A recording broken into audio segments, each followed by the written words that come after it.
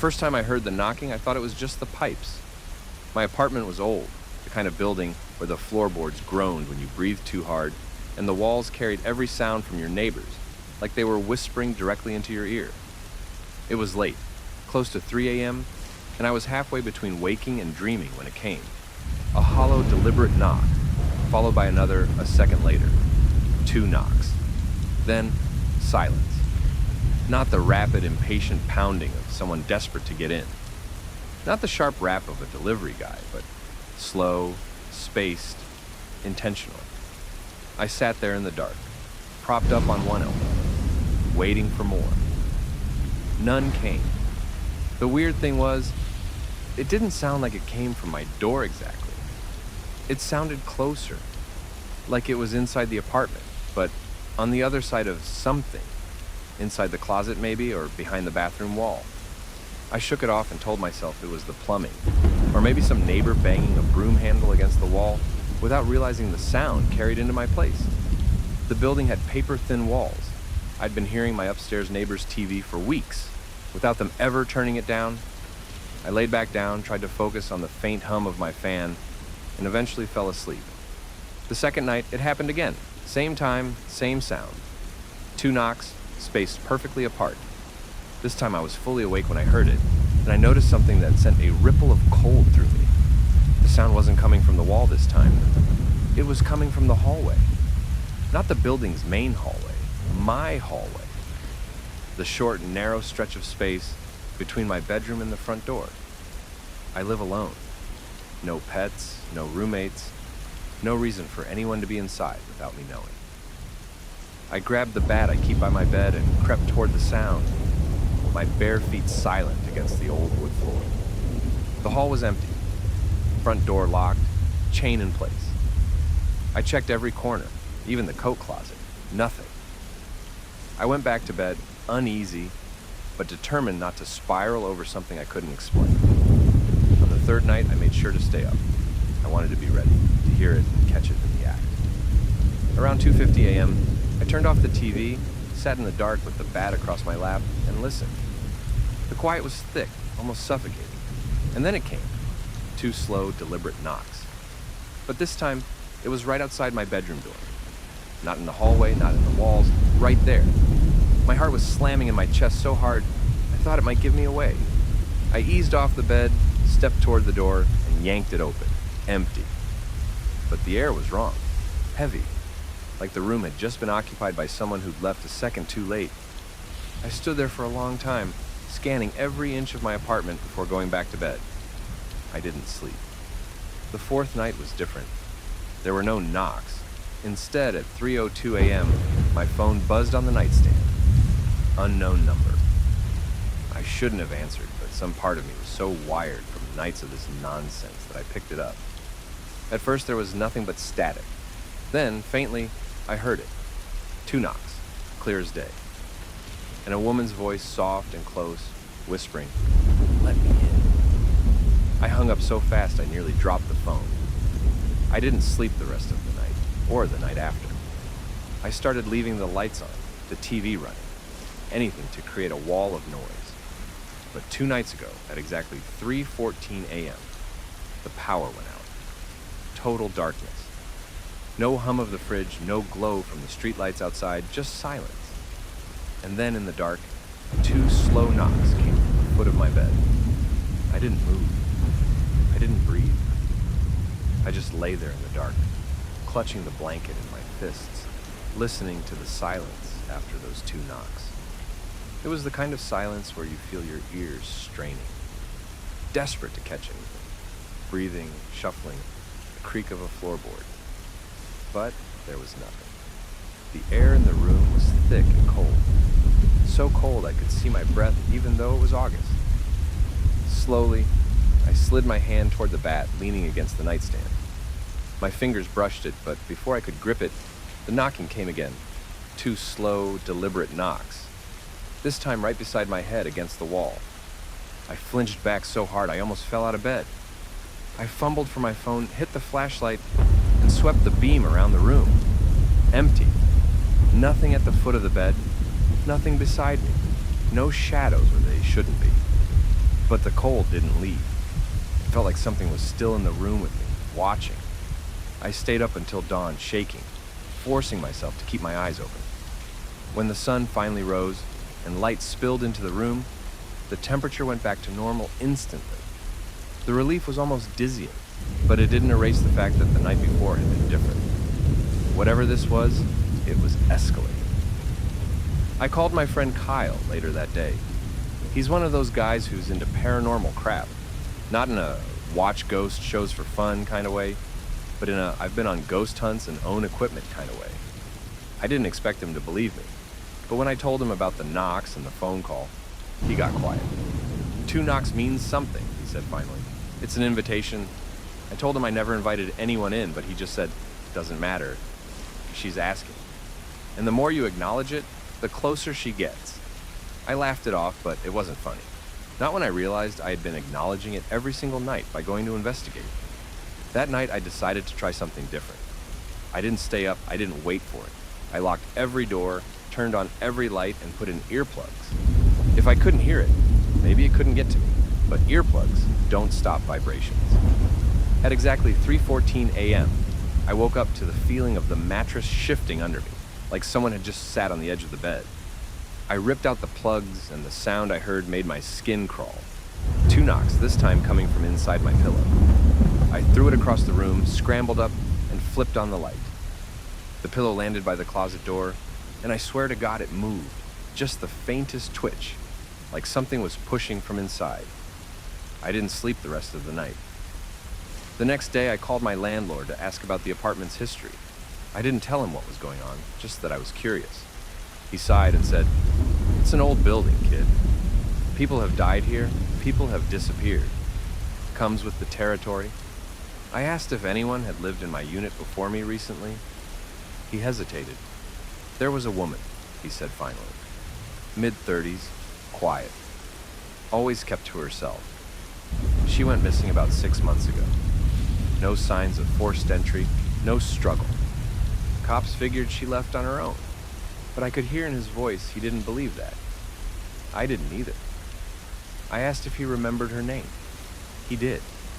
The moment he said it, I froze, because it was the same name that had popped up in the middle of that static phone call. Same voice whispering to let her in. That night I didn't even try to sleep. I sat in the living room with every light on, the bat across my lap. At 3:14 a.m., the power went out again. And in the dark, I heard 2 slow knocks, this time from the inside of my own locked bedroom. I didn't open the bedroom door right away. I just sat there in the dark, gripping the bat until my hands hurt, staring at that closed door while my brain scrambled for answers that didn't involve the supernatural. Maybe someone had broken in and was messing with me. Maybe I was losing my mind from lack of sleep. But then, the knocks came again. 2 of them, slow and heavy, with a pause between like she wanted to make sure I felt every single thud in my chest. My heart was pounding so loud, I was sure she could hear it. Then I realized something that made me grip the bat tighter. Whoever was knocking wasn't trying to get me to open the door. It sounded more like she was letting me know she was already inside. I took 1 slow step toward the bedroom and the floor creaked under my weight. Immediately, the knocks stopped. The silence that followed was worse. It wasn't just quiet, it was the kind of stillness you get when you're being hunted, like the air itself is holding its breath. I reached the door, leaned close, and listened. At first, nothing. Then, from the other side, I heard it, a dragging sound. Something soft, scraping across the floorboards. I thought about yanking the door open and swinging, but every instinct screamed at me that if I opened that door, I'd regret it for the rest of my life, however short that might be. Instead, I backed away and made for the front door of the apartment. I didn't even care about the bat anymore. I just wanted out. But when I reached the door, the knob wouldn't turn. Not like it was locked, like it was fused into place. My hands started shaking as I pulled harder and harder until my shoulder hurt. That's when I heard the bedroom door behind me click open. It didn't swing wide, it just cracked, slow, maybe an inch or 2. Just enough for me to see a sliver of darkness that was somehow blacker than the rest of the apartment. And in that darkness, a hand. Pale, long-fingered, the skin stretched too tight over the bones. It tapped twice against the wood before sliding back into the shadows. I didn't scream, I didn't even move. I just stood there, staring at that gap in the door, until the sound of bare feet started padding toward me. The steps were slow, deliberate, almost playful. I backed up into the corner of the living room, nowhere to run, my eyes darting around for anything I could use. The power was still out, and the only light was the faint glow from the street lamp outside my window. That's when she stepped into view. She was taller than I expected, her head nearly grazing the top of the doorframe. Her hair was long, dark, and dripping wet, strands sticking to her face. Her eyes were wrong, not glowing, not empty, but like someone had filled them with murky water. I could see shapes moving in them, like something swimming beneath the surface. She tilted her head at me, like she was curious, and smiled. The smile was the worst part, not because it was wide or jagged, but because it was too normal. Like she'd been practicing how to look human and was almost there. I gripped the bat again, ready to swing, but she didn't move toward me. Instead, she lifted one bony hand and pointed to the couch. My couch. "Sit," she whispered. Her voice wasn't just in the air. It was in my head, vibrating behind my eyes. Against every bit of self-preservation I had left, I felt my legs moving toward the couch. I fought it, but my body wasn't listening to me. I sat down like I was some obedient child. She crossed the room, slow as dripping honey, and stopped right in front of me. The wet smell hit me then, like mold and stagnant pond water. She leaned down, her face inches from mine, and I could hear water dripping somewhere that wasn't there a second ago. "I knocked," she said softly. "You listen. That's all I need." Before I could react, she pressed one cold, wet fingertip against my forehead. My vision went black instantly. Not like I'd closed my eyes, but like I'd fallen into a void. I couldn't move, couldn't breathe, couldn't scream. All I could hear was the sound of her two knocks echoing over and over in my skull. When I came to, it was morning. The power was back on, the bedroom door was closed, and I was still on the couch. My clothes were soaked, like I'd been lying in water all night. There were muddy footprints on the floor, 2 sets actually. One set came from the bedroom to where I sat. The other led from my front door to the couch, which meant she didn't come from inside the apartment last night. She came from outside, and somehow she had gotten in without ever opening the door. The next few nights were a blur of exhaustion and paranoia. I'd jolt awake at 3:14 a.m. every time, heart racing, listening for those knocks. Sometimes I heard them faintly, like she was somewhere far away. Other times they were so close I swore she was right under my bed. I stopped sleeping entirely by the 4th night. I'd sit in a chair with every light on, clutching the bat, but the light didn't seem to bother her. In fact, one night I caught her reflection in the TV screen, standing directly behind me in the kitchen. Though when I turned, it was empty. By the end of the week, I knew I couldn't stay there anymore. I called Kyle again, told him everything, even the part about her touching me. He didn't sound surprised. "She's marked you," he said. "Doesn't matter where you go, she'll find you. You answered her knock." That was 2 days ago. I'm in a motel now, far from my apartment, but it doesn't feel far enough. Last night, at exactly 3:14 a.m., someone knocked twice on the wall beside my bed. The fire alarm was still shrieking when I stumbled down the hallway, clutching the bat in one hand and my phone in the other. I kept looking over my shoulder, expecting to see her right behind me. That impossible pale face, lit by the red glow of the exit sign. My neighbor, Mrs. Patterson, cracked her door and called out, "Is it you?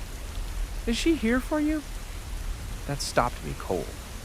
I asked her what she meant, but she just shook her head, slammed the door, and threw the lock. I didn't have time to process it. The pounding in my ears wasn't just from the alarm, it was from footsteps behind me. Slow, deliberate, 2 steps at a time, matching my own pace, but a beat behind. I tore down the stairs, and for a second I thought I'd made it out. The front lobby door was just a few feet away when something yanked the bat clean out of my hand. It didn't fall, it vanished. I didn't see it fly away, didn't hear it hit the floor. 1 second it was there, the next my hand was empty. My body locked up. I couldn't move, couldn't scream, couldn't even breathe. Then I felt her. Not just saw, felt. She was right behind me, so close I could smell the rot on her breath. Her voice came in a whisper that somehow filled the whole space. "You've answered, and now you're mine." That broke whatever hold she had, and I bolted through the door into the street. It was still dark out, 3:14 on the dot, but the street was empty, dead silent, like the whole block had been scrubbed out of the city. No cars, no lights in the windows, no sound but my own ragged breathing. I ran, but it didn't matter where I went. Every street led me back to the same place. My building, my apartment, my bedroom door. It was like I'd been looped into some twisted map where the only destination was her. By the 5th time I ended up in front of my own building, I couldn't move anymore. My legs were jelly, my lungs on fire. That's when I heard it. 2 knocks, loud and final, coming from the inside of my own chest. The world around me bent, twisted, blurred, and I was suddenly back in my bed staring at the ceiling in the dark. The clock on my nightstand read 3:14 a.m. The power was out again, and standing at the foot of the bed was the woman, her head tilted in that unnatural, broken way, her hair dripping like she'd just crawled out of deep water. She didn't move toward me. She didn't need to. She just whispered, "Now you knock." My hand lifted on its own, numb and unresponsive to my panic, and I knocked twice on the wall beside me. As soon as I did, I heard an answering knock, 2 slow, heavy thuds, from somewhere far away, like through miles of walls. She smiled, and then she was gone. The power came back. The room was warm again. Everything looked normal. But I know what she's done. I'm not the one being haunted anymore. I'm the one who knocks twice. If you enjoyed this video, make sure to subscribe for more horror tales.